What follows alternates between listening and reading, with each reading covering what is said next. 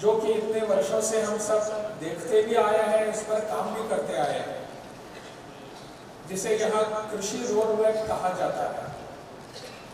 इसका लोकार्पण, चतुर्थ कृषि रोडमैप का लोकार्पण परम आदरणीय राष्ट्रपति जी के द्वारा हम सबके सामने किया गया। जैसे कि मेरे पूर्व वक्ताओं ने बताया कि हम सब बिहार के सभी रहवासी जो हैं, हम सब वैसे कृषक ही हैं, किसान ही हैं। अपने पूरे देश की अगर संस्कृति और इतिहास देखा जाए तो हमारा देश एक कृषि प्रधान कहलाता है और बिहार इससे दूर नहीं है। बिहार के लगभग सभी लोग कृषि से जुड़े हुए हैं। तो इसी को ध्यान में रखकर हर सरकार को इस पर ध्यान देकर ही काम करना पड़ता है, आवश्यक भी होता है कि ताकि हमारे यहाँ के कृषक, हमारे किसान भाई बहन इस दिशा में कुछ न कुछ काम करते रहे। आवश्यकता यह होती है कि जो भी योजनाएं बनती हैं, कार्यक्रम बनते हैं, इनकी पूरी जानकारी हमारे किसान भाइयों और बहनों तक पहुंचानी चाहिए, उनको समझ में आना चाहिए। हर्ष की और खुशी की बात यह है कि आज हमारे यहाँ किसान इस सभागार में पूरे प्रदेश से यहाँ किसान भाई बहन आए हैं, उनके समझ में यह सब कार्यक्रम आना चाहिए, इसकी आवश्यकता है। जैसे कि माननीय मुख्यमंत्री जी कह रहे थे कि हमारे सब अधिकारियों का काम है कि जो भी योजनाएं बनती हैं, जो भी कार्यक्रम बनते हैं, वो सब उस व्यक्ति तक पहुंचने की आवश्यकता है। अन्यथा कृषि रोड में अपने कागज पर ही रहेगा। इन सबको वहां पहुंचने की आवश्यकता है और कृषि रोड में उनके हित में कैसे है, इसमें क्या क्या प्रावधान किए गए हैं, इन सब प्रावधानों को, इन सब योजनाओं को उनके तक पहुंचाने की जिम्मेदारी जो यहाँ सब हम बैठे हैं, हम सबकी जिम्मेदारी बनती है। मुझे लगता है इस दिशा में कार्यक्रम करने की आवश्यकता होगी। अपने सांसद हो, अपने विधायक हो, अपने सभी मंत्री हो, अपने सभी अधिकारी हैं, इन सबको ये अपना कार्यक्रम समझकर आगे जाने की आवश्यकता है। तभी अपने किसान भाइयों को लगेगा कि हमारे लिए कुछ बन रहा है, हो रहा है। हमारे माननीय प्रधानमंत्री जी हमेशा कहते हैं कि अपने किसान भाई जो है, किसान बहनें, कृषक जो है, उनकी आय दुगनी होनी चाहिए, आय दुगनी होनी चाहिए। इस पर भी हमको ध्यान देने की आवश्यकता है। ये आय दुगनी कैसी होगी?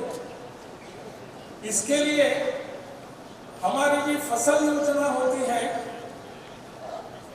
जैसे जैसे हम कृषक जो सब सामने आते हैं, उनको नई तकनीक सिखाने की आवश्यकता है। हमारे सभी योजनाएं नई तकनीक से दृष्टि से देखने की जरूरत है। तभी हमारे किसान भाइयों को पता चलेगा कि नई तकनीक को अपनाने के बाद हम अपनी आय जो है वो दुगनी कर सकते हैं। इसमें दो प्रकार होते हैं।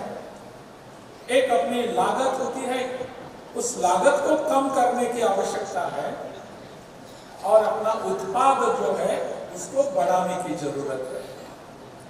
इससे अपनी आय दुगनी हो सकती है। मैं आपके सामने एक बात बताऊंगा कि हमको प्राकृतिक खेती अपनाने की जरूरत है। पारंपरिक खेती जो अपनी थी, उस खेती को हमको अपनाने की आवश्यकता है। इस दिशा में हमारे सभी अधिकारी प्रयास करें।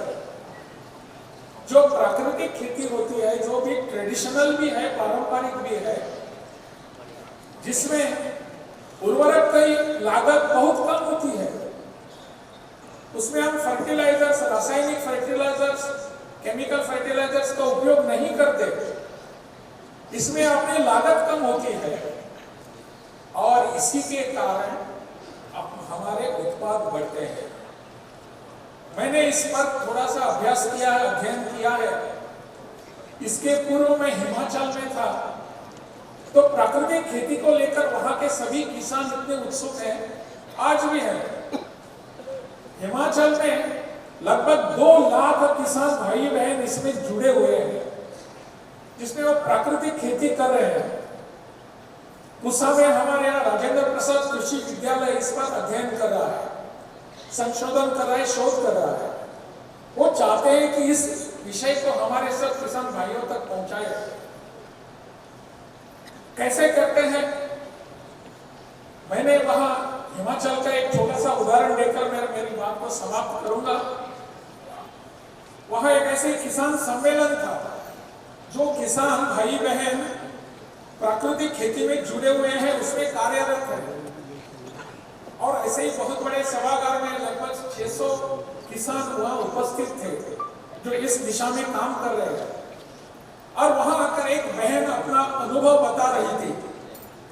जो बहन वहां बता रही थी कि मैंने कैसे इस दिशा में काम किया है, तो बीच में मैंने उस बहन को, बेटी को रोका और पूछा, बेटी बताओ मुझे कि आप कहां तक पढ़ी हो? तब उस बेटी ने, अपने बहन ने हमको बताया सबके सामने, सर मैं सॉफ्टवेयर इंजीनियर हूं। सॉफ्टवेयर इंजीनियर होने के बावजूद वो किसान के अपने खेत में जाकर खेती करने के लिए आई थी। क्या कारण था? मैंने पूछा उनको, कारण क्या है ऐसा? तो उस बहन ने कहा, उस बेटी ने कहा, सर मैं मुंबई में, उन्होंने एक नाम बताया जिस कंपनी का मुझे याद नहीं, वहां मैं सॉफ्टवेयर इंजीनियर थी, वहां जाकर काम कर रही थी और मैं इतना वहां कमा रही थी हर महीने के लिए। परंतु जब मैंने प्राकृतिक खेती के प्रावधान देखे, इस योजना को देखा, तो मुझे लगा मैं अपने खेत में जाकर, छोटा सा क्यों ना जमीन का टुकड़ा, लेकिन वहां जाकर मैं अगर काम करूंगी खुद, तो मुझे यहाँ जिस महीने में जिस तनख्वाह मिलती है, उसके दुगनी तनख्वाह मुझे वहां मिलेगी। पैसे मेरे मिट्टी में मिलेगी, मिट्टी से मिलेगी काम करने के बाद। मुझे लगता है इस दिशा में हमको पहल करने की आवश्यकता है। हम सबको इस प्राकृतिक खेती को समझने की जरूरत है।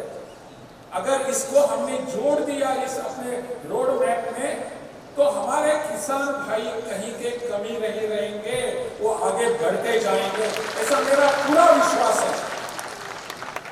मेरा आग्रह है सभी से, खास करके माननीय मुख्यमंत्री जी और अपने यहाँ के कृषि मंत्री जी और अपने अधिकारियों से, इस विषय को हम समझ कर लेंगे, इस विषय के लिए हम बैठेंगे और अपने सभी भाइयों के पास ये विषय पहुंचाएंगे। उनको जो भी आवश्यकता है उसको हम दे देंगे। इसमें लागत भी कम होती है और उत्पादन बढ़ता है। ऐसा इसका यह विषय है और इसीलिए यह कृषि रोड मैप जो बन रहा है वो किसानों के हित में है, ऐसा समझकर हम सबको चलना है। और इसमें अगर कुछ ऐसी बातें हम जोड़ सकते हैं, इस जोड़ को और भी आगे बढ़ सकते हैं, तो हमारा कृषक वास्तव में किसान भाई है, तो हमारे इस प्रदेश का राजा बनेगा। यही हमारी इच्छा है।